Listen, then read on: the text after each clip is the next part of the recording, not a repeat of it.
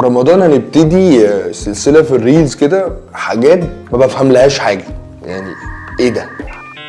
ايه الخرافات والحاجات ونبتدي باول خرافه في الموضوع او اول حاجه مش مفهومه في الموضوع. تلاقي الواحد داخل له بادجت، داخل راس مال قليل، وتلاقيه بقى شاغل دماغه باللوجو وشاغل دماغه بالاسم هيبقى ايه، ويقعد يفكر بالساعات ويقعد يفكر بالايام. انا بشوف الكلام ده.